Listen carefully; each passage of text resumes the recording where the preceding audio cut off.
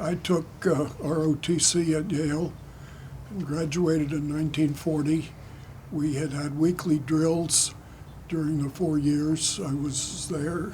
And then in the summer of 1939, we went to summer camp at 40th and Allen in Vermont. The Yale ROTC unit and the Harvard ROTC unit trained together. I did not get my commission immediately at graduation because I was not 21, but I got it the next year in 1941 when I became 21. And after Pearl Harbor, I got instructions to go to Walter Reed Army Hospital. I was then in graduate school at Yale. Went to Walter Reed Hospital on New Year's Day, 1942, for my physical exam for active duty, and was called to active duty February 25th, 1942, reporting at the Field Artillery Replacement Training Center, known as FART, at Fort Bragg, North Carolina. I served from July 1 at Fort Sill, July 1 of 42 to June 30th of 43. While there, Jean and I were married on Valentine's Day, 1943, and our first residence was in Lawton, Oklahoma, just outside of Fort Sill. As of July 1, 43, I was ordered to report to Camp Polk, Louisiana, to join the artillery section of the 3rd Armored Corps, the Corps was then on maneuvers in the Louisiana maneuver area. Because of changes in the war and the end of the fighting in North Africa, the Corps was redesignated and I'd say upgraded to a regular Army Corps, the 19th Army Corps, as of October of 1943. Instead of being a small group of about 10, we became a full semi-independent group with about 100 people, and, including many more officers, led by a general, and able to divide into 2 different sections, a section that worked back at Corps headquarters, and a section that served as the Fire Direction Center, which was up near the artillery units of the Corps and the divisions we were supporting. The job of Corps artillery was to reinforce the artillery of the divisions we supported, and also to do counter battery to try to neutralize the German artillery.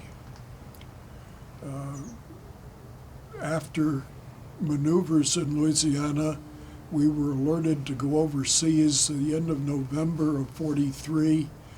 We had short leaves to get our families and say our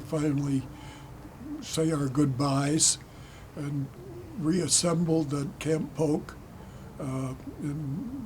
before Christmas of 43, and early January were moved by train to Fort Hamilton, New York, which was our embarkation point.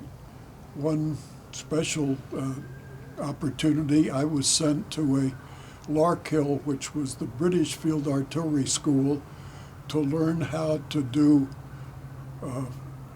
photographs, diagonal photographs from a L4 or L5 Cub liaison planes, where it would be flying between 500 and 1,000 feet high, and we would point a handheld camera into the German lines and take pictures that would show what was lying ahead for our infantry and what possible targets were, what identification points they could use as crossroads or houses or things like that to aim for.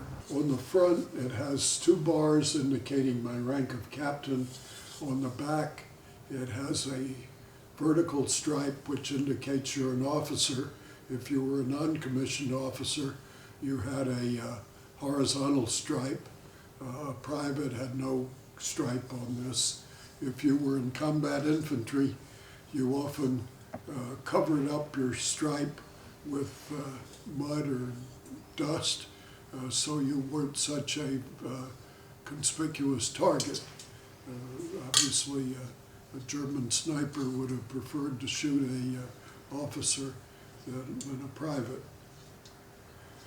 It also had a little patch on the side, which was the symbol of our unit, the 19th Army Corps. And I had a similar thing on my left shoulder to show that I was a member of 19th Corps. And with crossed cannon on the left collar and captain's bars on the right collar showed my branch of the service and my Army rank. I also had these in cloth, which was sewed on the uniforms I actually had most of the time in Europe. We had a couple of bad experiences in Normandy with the German Air Force.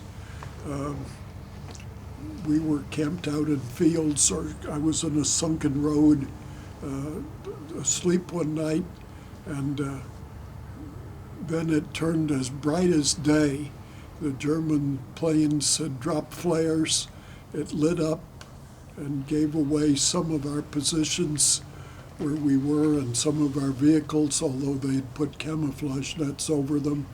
And they dropped dozens of anti-personnel bombs with dive bombers. You could hear like a siren as the bomber would dive, and at the end of the dive would release the personnel bombs that scattered out. Fortunately, I was in a sunken road, and none of the bombs hit there, but in the field right beside me, I counted over 30 places where these little anti-personnel bombs had hit, and there we had a command car parked in that field, and it was peppered with holes in the heavy metal of the command car's fenders and body. But fortunately, it didn't catch on fire. That was early July of 1944. Then at the end of July, the breakout was starting. We had moved south of St. Lo and had gotten a Army bulldozer to dig us a place, and we'd covered it with boards and dirt and camouflage, and the German planes came over just before dawn and bombed us there. We lost 3 men killed. 2 of them were buried by the bomb, this huge bomb they dropped, and another person had a leg blown off. So we had casualties there from the German Air Force. Fortunately, it didn't hit any of the, it didn't hit this dugout where we were, although we were right between these two. One was a truck that had caught on fire, and all the grenades in the truck were exploding. And the other one was a bomb that fell. We think it was a 1,000-pound bomb that fell in the middle of a road and buried 2 fellows that had been in a foxhole right beside the road. That was the last time we had any direct casualties on the ground. We did later lose one of our little planes, and my good friend Steve Hatch and his observer, Rocky Stone, that was with him that day. And he was the same pilot who would fly with you? He was the pilot he was our senior pilot. very wonderful fellow from Woods Cross, Utah. Well, back to Normandy. We moved a lot after the breakout and made a night march one night after we were redirected to go up by the Seine River, where we were trying to cut off Germans that were still trapped out near the English Channel. And we then crossed the Seine River at Mons, west of Paris. And then in a few days, the front broke loose. We were working with the 2nd Armored Division and the 30th Infantry Division, and temporarily we had the 79th Infantry Division with us. And about the very last of August,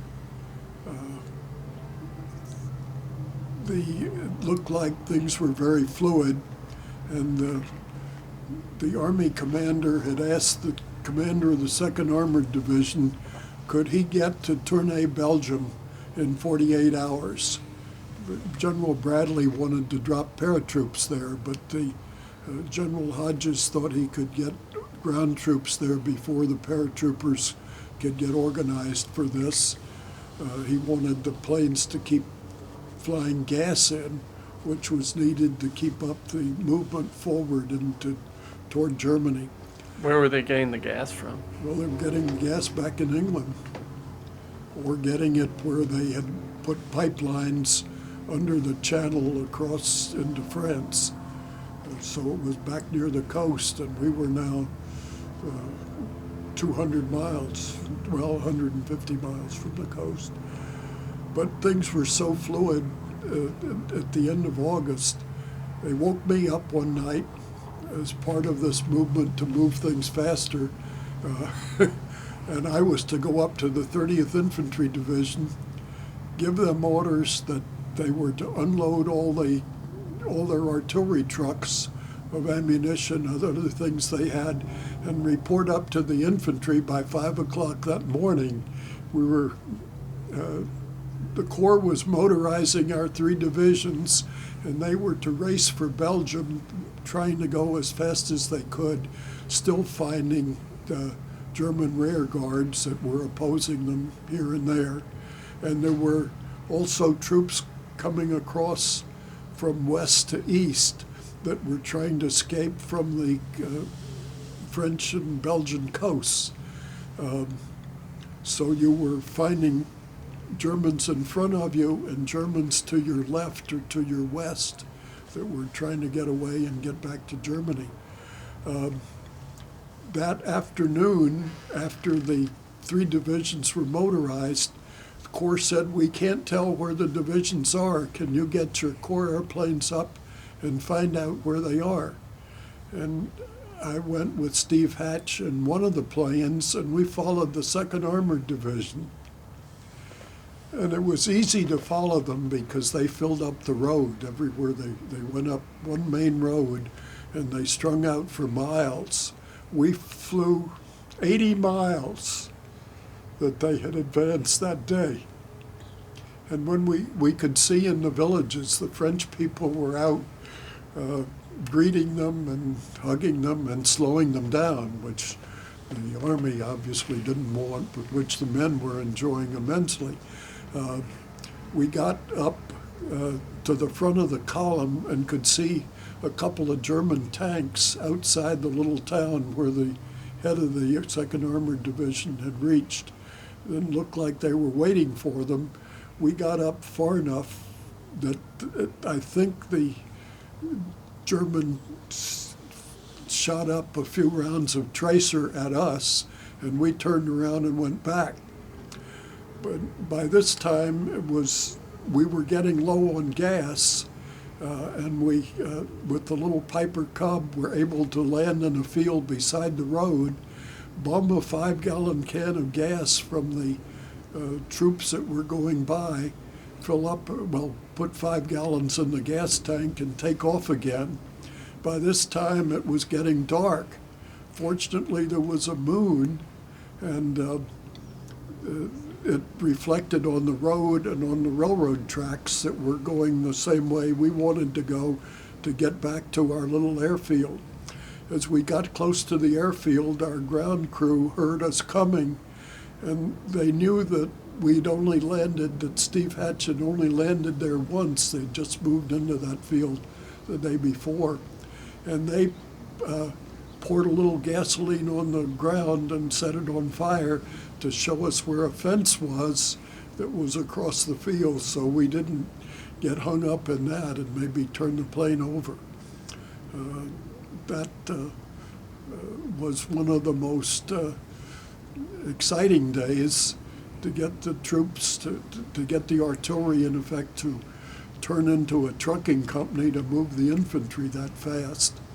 And our corps was the first of the Allies to get into Belgium.